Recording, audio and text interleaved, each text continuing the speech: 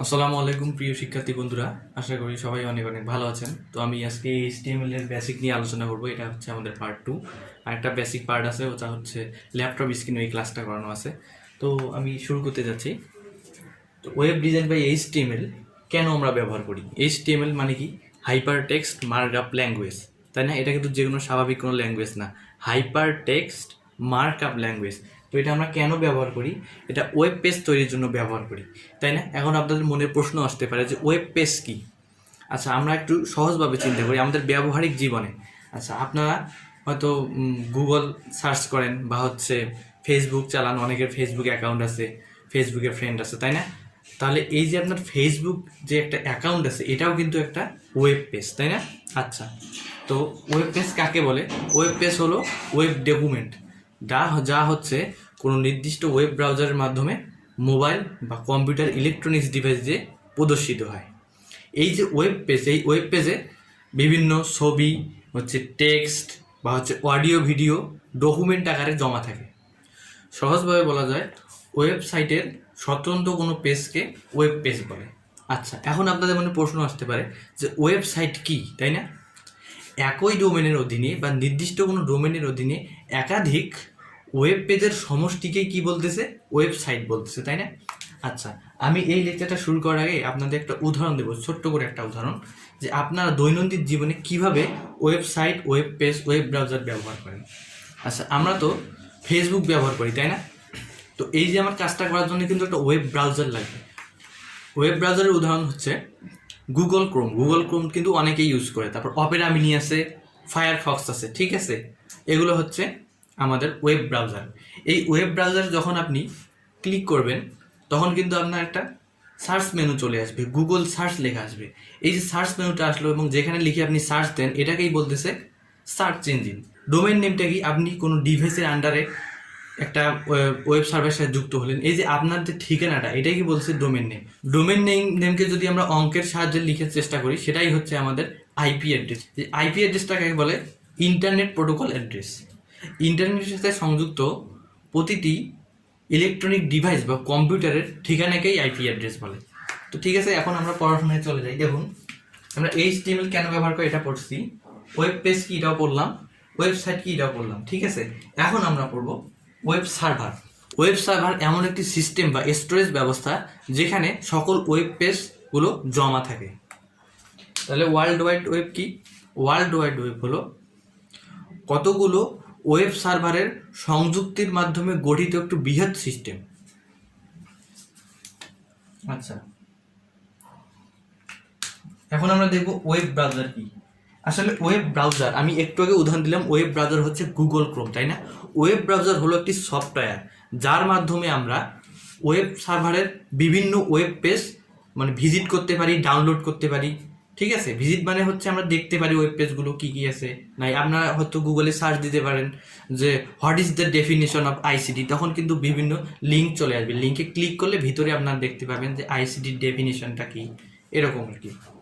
আচ্ছা, এখন আমরা দেখবো সার্চ ইঞ্জিন। সার্চ মানে কি? খোঁজা, তাই না?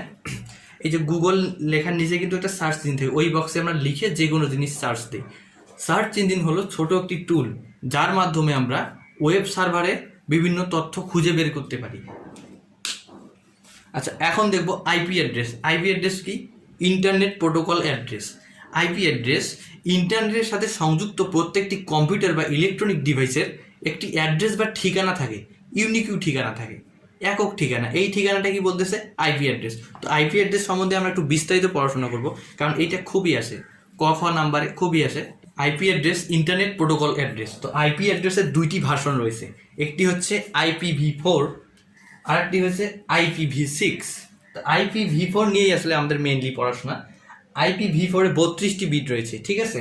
এবং IPv6 এ 128টি বিট রয়েছে। এটা জাস্ট নৈমিত্তিকের জন্য একটু দেখে নেবেন। IPv4 দেখুন, IPv4 এ ডটেড ডেসিমেল থাকে, 4টি ডটেড ডেসিমেল থাকে। ডটেড ডেসিমেল বলতে এই যে এগুলো কিন্তু আমি 25 লিখছি, 120, 0 and 50 লিখছি। তো এই ডেসিমেল সবগুলো ডটের মাধ্যমে সংযুক্ত থাকে, এই যে ডট দ্বারা সংযুক্ত থাকে, এইগুলো বলতেছে ডটেড ডেসিমেল। তো আমি বলছি এখানে 32 বিট, তাই না? তাহলে এখানে 4টা ডেসিমেল সংখ্যা আছে, তাহলে কিভাবে 32 বিট হলো? এই যে একটা ডেসিমেল সংখ্যার বিপরীতে 8টা করে বিট থাকে, তাহলে 4টা যদি ডেসিমেল সংখ্যা থাকে 4 গুণন 8 তার আসতে কত হয় 32 32। তাহলে একটি ডটের ডেসিমেলের বিপরীতে কয়টি করে বিট থাকে 8টি করে বিট থাকে, ঠিক আছে। আচ্ছা আমি দেখাই দিচ্ছি কিভাবে বিটগুলো সাজানো থাকে। তো দেখুন এখানে আমি 4টি ডেসিমেল সংখ্যা লিখছি, তাই না? 25, 120, 0 and 50। তো এগুলো হচ্ছে ডেসিমেল সংখ্যাকে আমরা প্রথমে বাইনারিতে রূপান্তর করবো। দেখুন 25 এর বাইনারিতে রূপান্তরিত করলে কিন্তু এই জিনিসটা আসে, তাই না? এখন আমার 8টি করে বিট মিলাইতে হবে। এখানে কয়টা বিট আছে 1 2 3 4 5। তো যে কোনো স্বাভাবিক সংখ্যার সামনে আমরা শূন্য দিতে পারি, তাই আমি 3টা শূন্য অ্যাড করে দিচ্ছি, তাই না? আচ্ছা 120 হচ্ছে যদি আমরা বাইনারি করি তাহলে এই জিনিসটা আসে, এবং সামনে আমি একটা শূন্য অ্যাড করে দিচ্ছি কারণ এখানে 7টা বিট আছে 1 2 3 4 5 6 7, তাই না? আচ্ছা এভাবে আপনারা 8টা করে বিট মিলাই দিবেন, ঠিক আছে। তো দেখুন আমি তাহলে এই ইন্টারফেসটা পাইছি। এটা পাওয়ার পর আমরা এখন এগুলো 8 বিট রেজিস্ট্রে সাজায় নিব। দেখুন এভাবে সাজায় নেবেন। তো দেখুন আমি 8 বিট রেজিস্ট্রেটে সাজায় নিছি, তাই না? এই সবগুলো ডেসিমেল সংখ্যাকে বাইনারিতে রূপান্তরিত করে 8 বিট রেজিস্ট্রে সাজায় নিছি। তো আমার প্রথম যে হচ্ছে 16টা বিট আছে সেগুলো বলছে নেটওয়ার্ক আইডি, পরে 16টা আইডি কে বলছে হোস্ট আইডি। তো এটা যদি খ নাম্বারে আসে বা গ নাম্বারে তো আসলে ডিটেলস লিখতে হবে, খ নাম্বারে আসলে এরকম করে একটু দিয়ে দিবেন, ঠিক আছে। একটু আগে আমরা আইপি অ্যাড্রেস পড়ছি, তাই না? এখন আমরা ডোমেইন নেম পড়বো। ডোমেইন নেমটা কি আমি এখানে লিখেছি, দেখুন আইপি অ্যাড্রেসের আক্ষরিক অনুবাদকেই ডোমেইন নেম বলে। তাহলে আক্ষরিক অনুবাদটা কি জিনিস? আচ্ছা এইটা কিন্তু সংখ্যায় আছে, তাই না? অঙ্কে আছে। এটাকে আক্ষরিক অনুবাদ মানে এটা যদি অক্ষরে আমরা রূপান্তর করি, এই রূপান্তরটা করে domain name system, DNS, domain name system. তো এইটাকে মনে অনুবাদ করলে এরকম একটা জিনিস পাবে।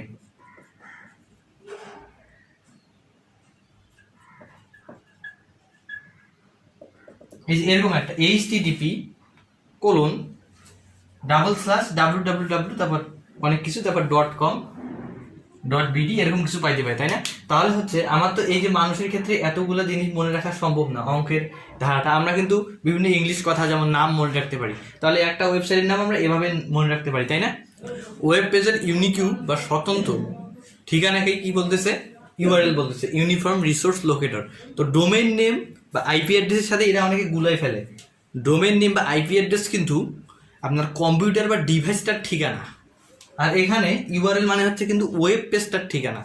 এটাকে গুলাই ফেলবেন না। দেখুন আমি একটা ইউআরএল এখানে উদাহরণ লিখছি, http://www.jawad.edu ICT-main.html। তো আমাদের মোট এখানে 4টা অংশ থাকে মেইনলি। দেখুন হচ্ছে প্রোটোকল http:// এটা হচ্ছে প্রোটোকল, তারপর একটা হচ্ছে ডোমেইন নেম www.jawad.edu, ঠিক আছে। আর এইটা হচ্ছে আইসিটি, এটা হচ্ছে পাথ মানে আমার বা ডিরেক্টরি মানে কোথায় এই ফাইলটা জমা আছে, নির্দিষ্ট একটা ফাইল তো এখানে জমা আছে, তাই না? এই ফাইলের নির্দিষ্ট একটা জায়গায় জমা আছে। আর এটা হচ্ছে .html টা হচ্ছে কি main.html টা ফাইল এক্সটেনশন। তো HTML ফাইল যখন আমরা সেভ করি তখন কিন্তু .html দিতে হয়। তো এই জিনিসটা এখানে বুঝাইছে, ঠিক আছে। তো HTML বেসিক পার্ট 2 এ পর্যন্তই থাকবে। সবাই ভালো থাকবেন, সুস্থ থাকবেন। আর আপনাদের HTML সম্বন্ধে কোনো প্রশ্ন থাকলে অবশ্যই কমেন্ট করে জানাবেন। আসসালামু আলাইকুম, আল্লাহ হাফেজ।